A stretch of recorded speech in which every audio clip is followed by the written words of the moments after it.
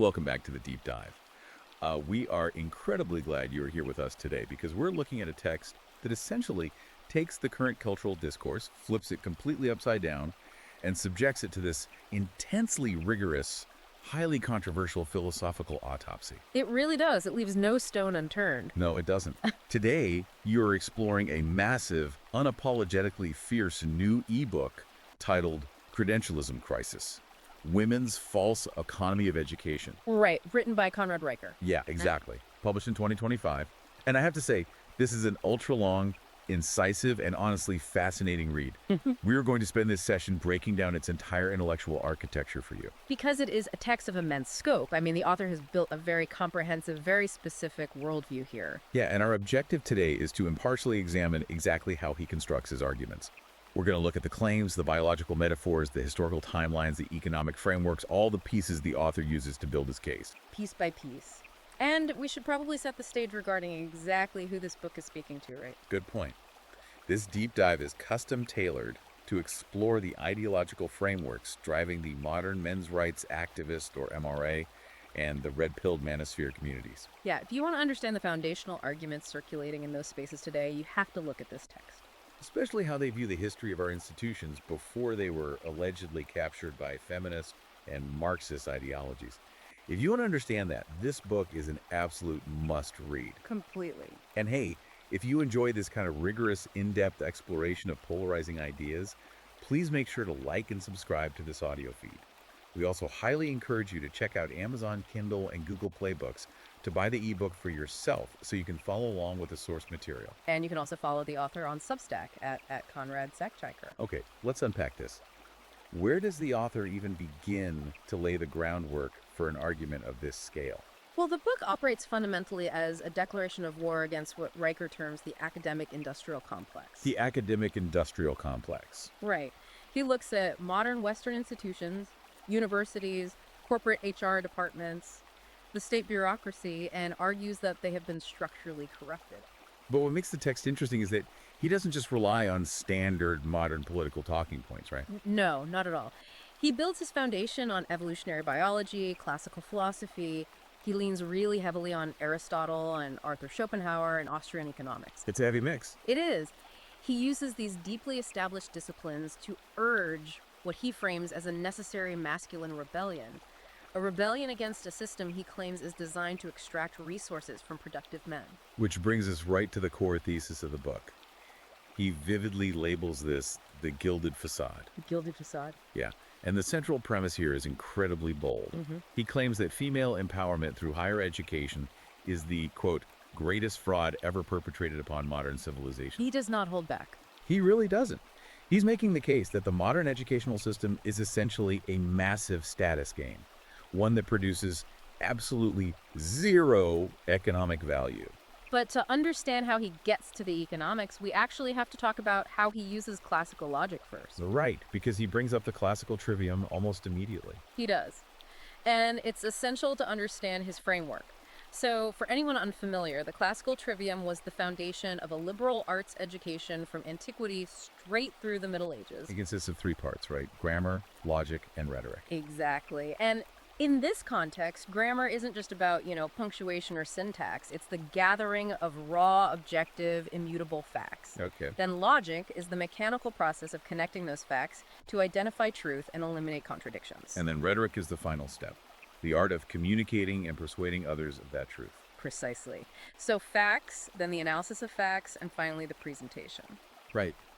But Riker argues that modern higher education, particularly in what he calls the soft humanities, has entirely abandoned grammar and logic. He claims universities have just skipped straight to rhetoric. They teach students how to argue. How to argue, how to deconstruct, how to use language to manipulate power dynamics, but without any foundation in objective, measurable reality. And he uses that concept to build what he calls his syllogism of value.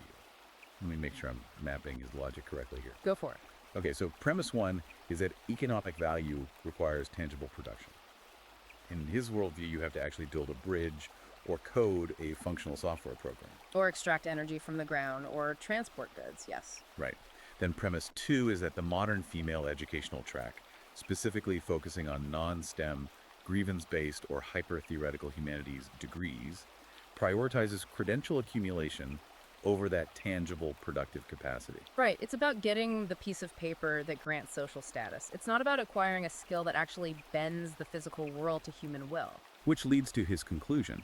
This specific educational track actively destroys economic value. Because it consumes massive resources, time, and capital, but yields nothing that keeps civilization running. It's a fascinating, very rigid way to view economics.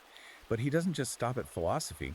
He drags evolutionary biology into the mix. And this leads to some of the most striking imagery in the entire text. What's fascinating here is how he applies the work of evolutionary biologist Ahmad Zahavi. Specifically, Zahavi's handicap principle. Right. The classic example of this principle in nature is the peacock's tail. If you think about it from a pure survival standpoint, a massive, brightly colored, heavy tail is a severe handicap. It seems like a terrible evolutionary strategy. It really does. It requires immense caloric energy to grow, it makes the bird highly visible to predators, and it makes it way harder to fly away. Unless you look at it through the lens of sexual selection and status signaling. Exactly. The tail exists to signal genetic fitness to a female mate. The peacock is essentially saying, look at this massive, expensive, dangerous burden I am carrying around. I must have incredible genes to be able to survive despite this handicap. Yes. And Riker takes this biological concept and maps it directly onto a useless humanities degree. He argues that spending $100,000 in 4 years of your life to get a degree in, say, 17th century French poetry functions exactly like the peacock's tail. That is his exact argument. It is a massive, expensive burden of student debt that signals social status and luxury. It demonstrates to the world that you come from a background with enough resources to waste years of time on non-survival, non-productive activities. It's a pure status flex masquerading as intellectual development. Okay, the peacock metaphor is striking, but we have to talk about the cuttlefish. Oh, the cuttlefish! Because I was reading this chapter and I had to pause and reread it to make sure I was fully grasping the biological jump he's making here. He brings up what marine biologists literally call the sneaky fucker strategy. It is a genuine, documented phenomenon in marine biology, and Riker applies it with absolute surgical precision to the modern corporate economy. So in the ocean, cuttlefish have a highly competitive mating hierarchy. Right, the large, aggressive alpha males fiercely guard the females. They fight off competing males. They use physical dominance to secure reproductive access. But the smaller, weaker male cuttlefish, the ones who would instantly lose a physical fight with the alpha, they've developed a completely different strategy. They can change their skin color to perfectly mimic the visual patterns of a female cuttlefish. So these smaller males disguise themselves as females. Yeah, the alpha male sees them, assumes they're just another female in his harem, and lets them pass without a fight. And then the disguised male gains access to the actual females. Passing on his genes without ever having to engage in the dangerous physical labor of fighting for dominance, they bypass the physical struggle entirely through mimicry and deception. And Riker uses this to describe modern credentialed status seekers. He claims that instead of mimicking skin color, they use academic credentials and HR buzzwords to mimic actual competence. The argument is that they bypass the need to provide direct, tangible value, which is the metaphorical physical fight of the alpha male. Yeah. And instead use these deceptive credentials to gain access to resources. Right, via government subsidies and corporate bureaucracy.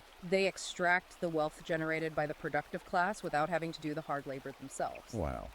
And to ground these abstract concepts, the text provides a very specific, sustained anecdotal comparison. He names these two archetypes, Sarah and Dave. Dave is presented as the archetype of the foundational masculine economy. Right, he's a sanitation worker, or maybe a roughneck on an oil rig, or a master electrician. He has no university degrees, but he wakes up at 4 in the morning, works a physically demanding, often dangerous job, and generates clear, measurable worth. If Dave and his colleagues stop working, the city literally drowns in waste or loses power within days. Exactly. Sarah, on the other hand, represents the credentialed class. She holds a master's degree and works as a social media manager or a brand consultant. And Riker breaks down what he calls her actual economic footprint. The math he does here is crucial to understanding his worldview. It is. He points out that Sarah might earn a gross salary of, say, $65,000 a year, but then he starts subtracting the operational costs required to sustain that specific lifestyle and career. He calculates the cost of the nanny she needs because she's at the office. He adds the cost of the daily lattes, the Uber rides, the expensive convenience meals or takeout because she is too emotionally exhausted from her screen-based job to cook a meal from scratch. He even factors in the interest payments on the student loans required to get the job in the first place. Right. And by the time he finishes the arithmetic, subtracting her operational costs from her gross revenue, Riker argues her net contribution to the household, and by extension to society, is actually negative. He presents her career not as a necessary economic function, but as a heavily subsidized vanity hobby. Meanwhile, Dave is out there generating the massive structural surplus that keeps the entire civilization, including Sarah's air-conditioned office, running. If we look closely at this comparison, Riker is posing a fundamental societal question. How did we arrive at a cultural consensus where Sarah's path, which he views as economically parasitic, is venerated as the pinnacle of success, while Dave's path, which actually sustains life, is looked down upon as low status and undesirable? That is the perfect pivot, because he doesn't believe this was an accident. He claims this was a deliberate institutional hijacking. He traces this ideological shift directly back to the 1960s, heavily focusing on the Frankfurt School. Let's unpack the history here, because he throws out some major academic names. Who exactly is Herbert Marcuse, and why does this book view him as ground zero for institutional capture? Well, the Frankfurt School refers to a group of Marxist intellectuals associated with the Institute for Social Research, originally in Frankfurt, Germany. And during the rise of the Nazi regime, many of these thinkers fled to the U.S. and integrated into major universities. Most notably Columbia University. Herbert Marcuse was one of its most prominent members. While classical Marxism focused on the economic struggle between the working class and the wealthy owners, Marcuse and the Frankfurt School helped pioneer critical theory, which shifted the focus from purely economic class struggles to cultural and psychological struggles. Exactly. And the text zeroes in on a very specific essay Marcuse wrote in 1965 called Repressive Tolerance. Explain what Marcuse was arguing there, because Riker treats this essay like the blueprint for the death of modern academia. In Repressive Tolerance, Marcuse argued a highly controversial point. He claimed that in a society dominated by oppressive power structures, traditional objective tolerance, meaning treating all ideas equally and letting them compete in the marketplace of ideas, actually serves to reinforce the oppressive status quo. Okay, so therefore, Marcuse argued that to achieve true, quote-unquote, liberating tolerance, society must actively withdraw tolerance from right-wing, conservative, or traditional movements and extend tolerance exclusively to left-wing revolutionary movements. So he was openly advocating for a double standard as a moral imperative. Yes. Marcuse believed that giving a platform to conservative ideas was dangerous because it perpetuated oppression. And Riker seizes on this. Oh, absolutely. He claims that Marcuse's philosophy is the exact operational blueprint for the modern university. When you see campus safe spaces, or when conservative guest speakers are deplatformed, shouted down, or disinvited, while radical left-wing ideologies are protected from any criticism, Riker argues you are watching repressive tolerance functioning exactly as Marcuse designed it. It's not hypocrisy, it's the intended feature of the system. It's one thing to say the philosophy changed, but Riker takes this a massive step further. He argues this ideological shift was fueled by a deliberate financial pivot. He points the finger at major philanthropic organizations, specifically the Rockefeller and Ford foundations operating in the 1960s. What exactly is the claim here regarding the funding of the sciences? The book claims that these massive, immensely powerful foundations realized that to reshape society, they needed to reshape the universities. So according to Riker, they deliberately began pulling massive amounts of grant money and funding away from the hard, objective sciences, things like physics, mechanical engineering, and pure mathematics. And instead, they poured billions of dollars over the decades into creating and sustaining the soft sciences, sociology, and what he categorizes as grievance studies. The text argues this wasn't just about exploring new academic fields, it was a deliberate strategy to weaponize academia against the masculine, results-oriented work ethic that originally built these institutions. Right. If you fund engineering, you get bridges. If you fund critical theory, you get a vanguard of activists trained to dismantle the culture that built the bridge. And to illustrate what he sees as the resulting intellectual bankruptcy of this multi-decade shift, Riker highlights a very famous event from 1996 known as the Sokol hoax. This is a crucial piece of evidence in his argument. The Sokol hoax is legendary. For listeners who haven't heard of this, Alan Sokal was a physics professor at New York University. And he was deeply frustrated by the rise of postmodernism and critical theory in the humanities. Yeah, that kind of academic writing that used incredibly dense, impenetrable jargon to say seemingly very little, while frequently misusing scientific concepts. So Sokal decided to run an experiment. He wrote a paper titled Transgressing the Boundaries Towards a Transformative Hermeneutics of Quantum Gravity. Which sounds incredibly sophisticated. It sounds sophisticated, but Sokal intentionally wrote it as unadulterated, deliberate gibberish. He just strung together buzzwords. Buzzwords, flattering ideological claims, and absolute nonsense regarding physics. It made no logical sense whatsoever. And he submitted it to a leading cultural studies journal called Social Text. And they published it. Unbelievable. They published it in their special issue on the Science Wars. They didn't send it out for peer review by physicists. They accepted it because it sounded sophisticated.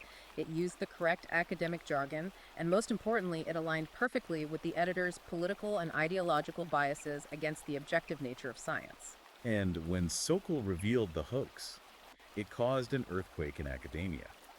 Riker uses this to make a devastating comparison. He argues that modern feminist and critical theory academia functions essentially as a cargo cult. That's a powerful metaphor. The term cargo cult comes from the Pacific Islands during and after World War II. Right. During the war, American and Japanese militaries set up airstrips on these remote islands, bringing in massive amounts of cargo food, jeeps, radios. The indigenous people observed the soldiers marching, waving flags, talking into metal boxes, and then airplanes would drop from the sky with goods. But when the war ended and the soldiers left, the cargo stopped. So some of the islanders began building airstrips out of bamboo. They carved wooden headsets and marched in formation, hoping to summon the airplanes back. They replicated the outward aesthetics and rituals of the system without understanding the underlying mechanics or physics that actually made the system work. And that is exactly what Riker says modern credentialism is. He claims universities are producing a simulacrum of intelligence. They teach students to use complex jargon, to cite critical theorists, and to perform the rituals of academia, accepting absolute nonsense as profound truth as long as it signals the correct political allegiance. But like the bamboo airplanes, it generates no actual value. Which ties directly back to our earlier discussion about the death of the classical trivium. The book argues that by abandoning grammar and logic, universities systematically replaced the rigorous objective study of the Western canon thinkers like Plato, Aristotle, and Thomas Aquinas, who demanded structural integrity in thought with entirely subjective, fluid frameworks. Frameworks like intersectionality. The book defines intersectionality as a framework that views society entirely through overlapping hierarchies of victimhood and systemic oppression, rather than individual merit or objective reality. Right. When you replace the search for objective truth with the mandate to decolonize the mind, Riker argues you aren't educating students. You're creating intellectual echo chambers designed to produce ideological compliance rather than wisdom. And here's where the architecture of the book pivots from the philosophical to the macroeconomic. Because if these institutions are producing cargo cult credentials, who is paying for it? Riker looks at the massive, looming specter of the student loan crisis and frames it not as a policy failure, but as a deliberate, systematic wealth transfer mechanism. Here's where it gets really interesting. Let's get into the math on this, because the numbers he presents are staggering. He outlines a macroeconomic argument based on taxation and debt. According to the text, men overwhelmingly dominate the high productivity, physically dangerous, and wealth-generating sectors of the economy. Here we're talking commercial construction, petroleum extraction, deep-sea welding, electrical grid maintenance, sanitation. Heavy logistics. Because men are overwhelmingly performing these high-risk, high-yield jobs, the book claims that men contribute roughly 70 to 80% of the total income tax revenue collected by the state. They are the primary engine of the tax base. So you have this massive influx of male-generated capital going into the state treasury. And where does the book claim it goes? Well, Riker points out that women currently hold nearly 2/3 of the total student debt in the United States. That is a collective sum of over $929 billion. And the author connects these two data points to make a highly controversial claim. He argues that the government acts as a parasitic middleman. It extracts heavy taxation from the productive masculine class, the guys keeping the power grid online, and uses that revenue to back, guarantee, or subsidize loans for non-productive, soft humanities degrees held primarily by women. It's a direct pipeline. The plumber's taxes are guaranteeing the loan for the master's degree in sociology. Right. But Riker pushes the analysis even further. He argues that this transferred wealth doesn't even go toward actual education in the traditional sense, doesn't buy microscopes or fund engineering labs, Instead, it funds massive, bureaucratic administrative bloat. and he brings up very specific data to hammer this point home. He cites the University of Michigan, noting that their diversity, equity, and inclusion, or DEI budget, has ballooned to over $30 million annually. For the listener who might not be familiar, a DEI department is an administrative wing dedicated to enforcing diversity quotas, running bias training, and managing the cultural climate of the university. Riker frames this $30 million expenditure as a literal diversity tax. He argues it is money forcibly extracted from male taxpayers and male engineering students, specifically to fund the salaries of an expanding administrative class. He provocatively refers to this demographic of administrators as an HR harem. A heavily female-dominated bureaucracy that, according to his thesis, actively despises the very masculine culture and meritocracy that generated the wealth paying their salaries. To explain how this functions on a national economic scale, he leans heavily into Austrian economics. Let's break this down for the listener. He references Ludwig von Mises. One of the giants of the Austrian school, specifically his work on the nature of bureaucracy. What is the Austrian perspective on this wealth transfer? Ludwig von Mises argued that while private enterprise is driven by the profit motive, which requires efficiently serving consumer needs and creating actual value, bureaucracies operate entirely outside the market. They don't generate wealth, they only consume it. Right. They measure their success not by output, but by how much budget they can absorb and how many regulations they can enforce. And Riker uses this to explain what he calls the GDP illusion. If the government taxes that male tradesman $10,000 and then hands that $10,000 to a university to pay the salary of a female DEI administrator, the nation's gross domestic product mathematically goes up on paper. Money changed hands, a salary was paid, economic activity was recorded. But from the Austrian economic standpoint, no actual wealth was created. The tradesman lost capital he could have used to expand his business or invest, and the administrator produced no tangible good or technological advancement. Riker calls this a washing machine of money. It spins endlessly, generating paperwork, expanding administrative titles, and creating the illusion of a booming economy, while generating absolutely zero tangible value for human civilization. It's economic circular motion disguised as progress. Exactly. The terrifying part of his thesis, for the target audience at least, is that this dynamic didn't stay contained within the ivy-covered walls of the university. The book asserts that the ideologies incubated in academia have been aggressively exported into the corporate sector. Riker argues that the modern corporate environment has been structurally altered to become incredibly hostile to men. He claims this was achieved by weaponizing soft skills. In a purely meritocratic, masculine, industry like software engineering or logistics, the only thing that should matter is output. Does the code compile? Does the bridge hold the weight? Is the supply chain efficient? But Riker argues that HR departments have redefined competence to prioritize things like empathy, inclusivity, emotional intelligence, and interpersonal consensus. He views these soft skills not as beneficial workplace traits, but as Trojan horses used to infiltrate and control industries that should be based purely on logic and hard output. And he provides several high-profile case studies to illustrate this corporate takeover. Let's look at the first one, the James Damore incident at Google in 2017. This is a foundational text for the modern manosphere. James Damore was a software engineer at Google. After attending a mandatory diversity training program, he wrote an internal memo.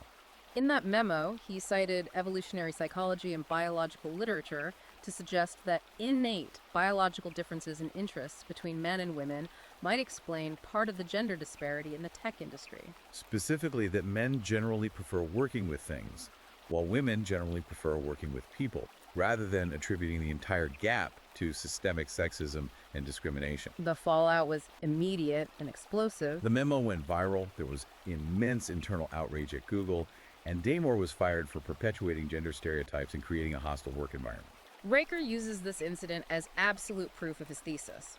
He argues that Damore attempted to use classical logic, data, and evolutionary biology to explain a phenomenon. But in the modern corporate tribunal, governed by the HR class, objective scientific discourse is entirely subordinate to female feelings and ideological consensus. To speak a statistical truth that causes emotional discomfort is now a fireable offense. Riker contrasts Damore with his next case study, holding her up as the ultimate destructive archetype of female credentialism. Elizabeth Holmes and the Theranos scandal. This analysis is fascinating because of how he frames her aesthetics. Elizabeth Holmes famously claimed to have invented a machine that could run hundreds of complex medical tests on a single drop of blood. She became a billionaire on paper, lauded on magazine covers as the next Steve Jobs. But the machine never worked. It was a massive fraud. Riker points out how Holmes operated. She brilliantly mimicked the visual and behavioral aesthetics of male competence. She wore the Steve Jobs black turtleneck uniform to signal utilitarian focus. She deliberately lowered her speaking voice to a baritone register to project masculine authority. She gathered a board of highly respected, older, credentialed men. It's the cuttlefish strategy again. Precisely. She bypassed the need to actually do the grueling physical science. Riker argues she operated entirely on rhetoric, skipping grammar and logic. She believed that status projection, relentless networking, and social engineering were viable substitutes for hard scientific truth. And the investor class, media and political elite, bought the illusion completely because they were desperate, ideologically, for a female tech founder archetype. As the book points out, it highlights a fatal confusion between the map and the territory. Social manipulation and emotional persuasion work wonders in interpersonal dynamics and boardroom meetings. But you cannot gaslight a molecule. You cannot emotionally manipulate the physics of a blood test. Eventually, reality asserts itself. But the fact that she got so far, raising hundreds of millions of dollars on pure credential illusion, is Riker's point. The book also includes a lighter, though incredibly biting anecdote to drive this point home on a micro level. Riker describes a dinner party setting where he observes a woman who holds a master's degree in intersectional urban planning. During the party, the kitchen sink develops a serious leak. Water is pouring onto the floor. Instead of just grabbing a wrench, shutting off the valve, and fixing the plumbing, engaging in direct mechanical problem solving, the woman attempts to use critical theory to analyze the situation. She starts explaining how the bursting pipe is an expression of the infrastructure's frustration with the patriarchal top-down pressure of the municipal water grid. The floorboards are actively being ruined, the drywall is soaking up water, while she stands there deconstructing the hydronormative oppression of the fixture. Riker uses this dark comedy to illustrate a tragic reality. Higher credentials in the modern university system often correlate directly with a complete inability to operate within physical, mechanical reality. The map has entirely replaced the territory in their minds. But how did this worldview get codified into corporate law? Because HR departments didn't just wake up one day and decide to fire James Damore. They are operating under a legal framework. The text traces this scaffolding back to a very specific moment in 1971, the Supreme Court decision in Griggs v. Duke Power Co. I want to get into the weeds on the legal scaffolding here, because this is a massive piece of the puzzle. It is the keystone of his legal argument. To understand why Riker views Griggs as a cataclysmic shift, we have to look at what corporate hiring was like in the 1960s under Title VII of the Civil Rights Act. Before this ruling, the legal standard for proving discrimination was disparate treatment. Meaning you had to prove actual malicious intent. If a company refused to hire someone, the plaintiff had to prove that the hiring manager actively and intentionally discriminated against them based on their race, gender, or religion. You had to prove the mental intent to treat them disparately. Correct. But Griggs v. Duke Power Co. changed the entire landscape. The Supreme Court ruled that a company's hiring practices could be deemed illegal if they resulted in a disparate impact, regardless of the employer's intent. In other words, if a company institutes a completely neutral aptitude test for a job, say a spatial reasoning test for a mechanical position, and that test results in a statistically unequal demographic outcome where more men pass than women, the test itself is legally presumed to be discriminatory. This statistical disparity in the outcome becomes the proof of discrimination, even if the test is perfectly objective and no malice was intended. Yes, and Riker argues this single legal shift created a perpetual grievance trap. It meant that corporations were suddenly terrified of objective aptitude testing or pure meritocracy because unequal outcomes are the natural result of biological differences and varied interests. To protect themselves from massive lawsuits, corporations empowered HR departments to artificially manipulate hiring and firing to ensure statistical parity. The book argues this legally mandates the penalization of competent men simply because the organic outcomes of their competence don't perfectly match the ideological quotas demanded by the state. So we've explored the rigorous philosophical foundations, the macroeconomics of taxation and debt, and the legal takeover of the corporate world. But Riker doesn't leave it there. He brings this immense theoretical framework down to the most intimate level of human existence. How does this text claim all of this institutional capture affects the personal lives of everyday people? What does it do to the dating scene, to marriage, to the continuation of the species? This brings us to the book's highly clinical perspective on the dissolution of the nuclear family. The text introduces a concept it calls the genetic dead-end statistic. Relying on demographic data from sources like the OECD and various sociological surveys, Riker points out a harsh, unavoidable biological reality. There is a direct inverse correlation between a woman's educational level and her fertility rate. Put simply, the more credentials a woman acquires, the more time she spends in the university system accumulating master's degrees and doctorates, the less likely she is to have children and actually replace herself in the gene pool. Riker illustrates the psychological toll of this statistic with a poignant, deeply tragic archetype he calls the tragedy of Dr. Emily. Dr. Emily is 38 years old. She has done everything society told her to do. She sacrificed her 20s to study, she navigated the brutal politics of academia in her 30s, and she finally receives her tenure letter, securing the ultimate academic status. But the scene he paints is devastating. She is sitting alone in her office, clutching that tenure letter, while simultaneously on the phone scheduling her third agonizing round of IVF treatments. The book paints this picture of a woman having a sudden, terrifying realization that her citation index, her published papers, and her professional titles cannot replace a genetic legacy. She realizes she traded her prime biological fertility years for a paper economy that cannot keep her warm or visit her in a nursing home. This leads directly into the book's very stark, unsparing analysis of the modern sexual marketplace. Riker argues that the modern university system doesn't just extract wealth, it actively encourages women to waste their peak fertility years, their early to mid-20s, on what he crudely terms the cock carousel. Let's unpack the mechanics of what he means by that, because he ties it to a concept called hypergamy. Hypergamy is the sociological term for the instinct to date across and up the social hierarchy seeking a mate who is taller, richer, or higher status than oneself. Right. Riker claims that universities cluster thousands of young women together and culturally encourage them to chase the top 10% of high-status men. The elite athletes, the charismatic cads, the wealthy frat presidents. These top-tier men have abundant options, and therefore have absolutely zero intention of committing or settling down in their 20s. So women spend their most fertile years in short-term, unfulfilling relationships with men they cannot lock down. And according to the text, the technology of modern dating apps only acts as an accelerant to this fire. Riker describes a phenomenon he calls the Cheesecake Factory effect. If you've ever looked at a menu at the Cheesecake Factory, it's 30 pages long. There are so many options that you suffer from decision paralysis, and whatever you eventually order, you wonder if you should have gotten something else. Riker argues dating apps do exactly this to women's psychology. Because the app gives them the illusion of infinite global choice, they suffer from constant dissatisfaction. They always believe a better, taller, wealthier man is just one swipe away. And here is where the credentialism ties back in. As their credentials inflate, as they get the master's and the PhD, their hypergamy intensifies. They feel they have increased their value, so they raise their standards for a mate even higher. They refuse to settle for the reliable, average Dave, the sanitation worker, or the tradesman who would be a loyal father, because their degrees make them feel intellectually and socially superior to him. Yet the top-tier men they desire still won't commit. The result is a generation of highly educated, profoundly lonely women who age out of the mating market. This raises the crucial, practical question of the entire text. What is the author's proposed solution for men trying to navigate this landscape? If the corporate world is a grievance trap and the dating market is broken by hypergamy and credentialism, what is a man to do? Riker introduces a concept he calls waitress wisdom. He explicitly advises men to seek out the undegreed woman.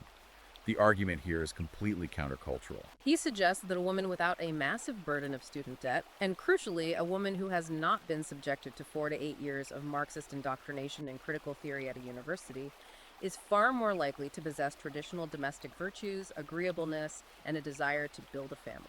He advocates for a strict return to what he calls the captain and first mate marital dynamic. In this framework, the man is the captain of the ship. He sets the overarching course for the family, handles the external defense, and provides the primary resources. The woman acts as the first mate, managing the internal operations of the household, raising the children, and supporting the captain's vision.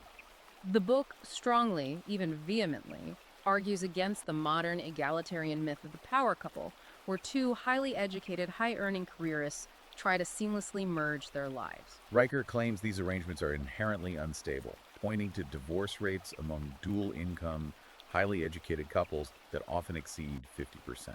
He argues it just becomes a competitive, exhausting merger of two egos, leading to constant negotiation, gridlock, and eventual resentment because neither party is willing to submit to the other's vision. So, having outlined the massive, multi-tiered scope of the problem as the author sees it, from the philosophical decay to the economic extraction to the biological dead ends, we must finally look at the defensive strategies he proposes.